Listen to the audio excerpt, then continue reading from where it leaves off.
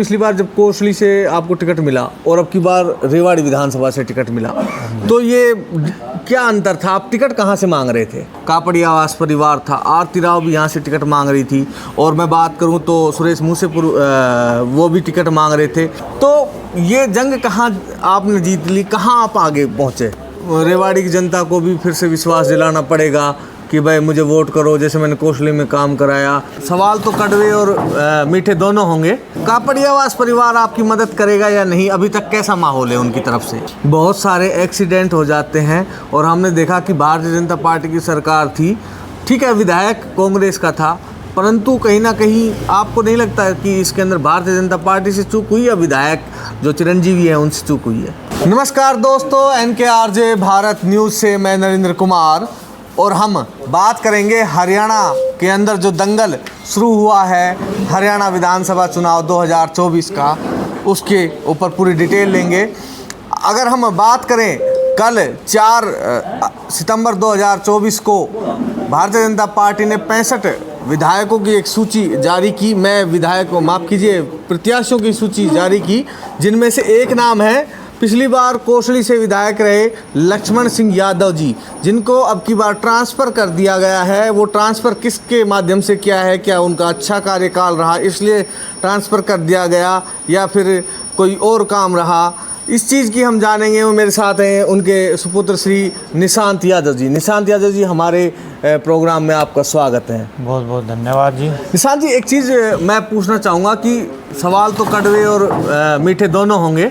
सबसे पहले कोसली विधानसभा से जब पिछली बार आपको टिकट मिला था, तो क्या था जनता का रुझान? बहुत ज़बरदस्त जीत हासिल की थी आपने। सबसे पहले तो मैं आपको बधाई देना चाहूँगा, आपके मुंह पे सरस्वती थी जो आपने कह दिया बीजेपी ने कितने 65 विधायकों की सूची जारी करी है, तो आपने पहले सबसे हमें बहुमत तो दे ही दिया अपनी तरफ से ही। चलो, जब सरस्वती आती है तो काम सब सफल हो ही जाते हैं। देखो, संगठन में विधायक जी बहुत पुराने हैं, टिकट मांगना तो सभी कार्यकर्ता काम है। अब वो संगठन देखता है कि भाई कहाँ से उनको लड़ाना है। विधायक जी हमेशा कहते आए हैं मेरे को तो चाहे जम्मू कश्मीर से लड़ाओगे तो मैं वहाँ से भी लड़ने को तैयार हूँ। वो तो पार्टी का सहयोग होता है, पार्टी की हवा होती है, पार्टी की वोट होती है। हम 35 साल से 40 साल से विधायक जी रेवाड़ी रह रहे हैं, तो यहाँ की जनता भी उनके साथ है, क्योंकि उन्होंने कभी किसी काम को आज तक किसी को नाटा नहीं है। जो आता है सबका सहयोग करते हैं।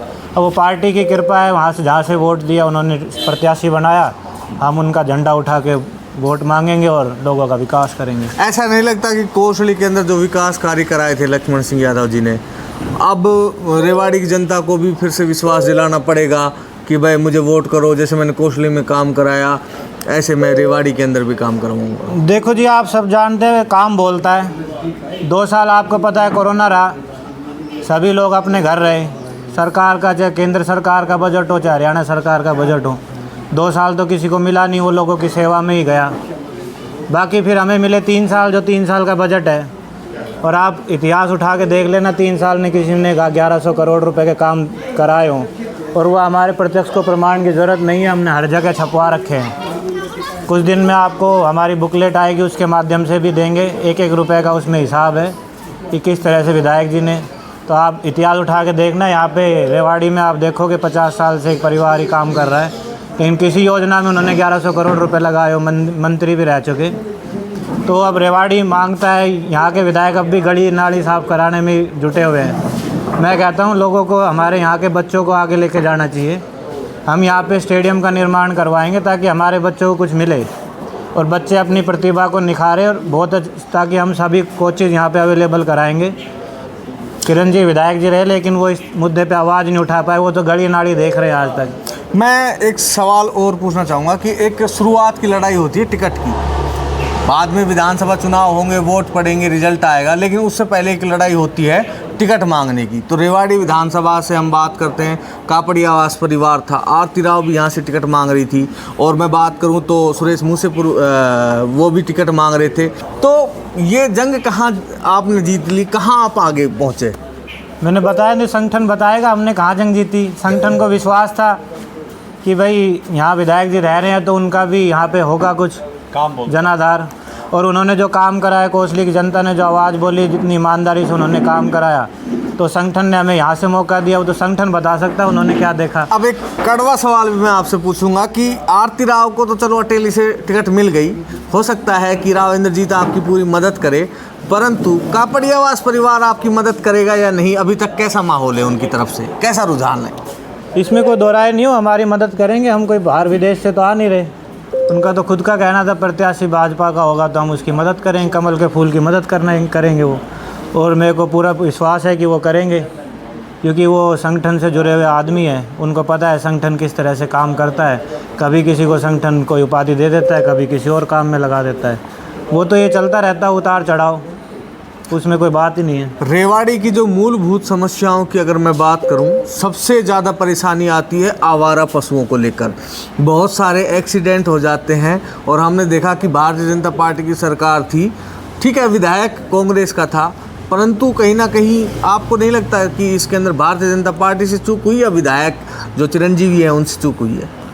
आवारा पशुओं को देखो, लेकर। इसमें तो सारे वही है, सरकार ने अधिकारी भी लगा रखे हैं। सबका दायित्व तो बनता है सारे काम करने का। कहीं चूक हो जाए तो कोई दूसरा भी सुधार सकता है।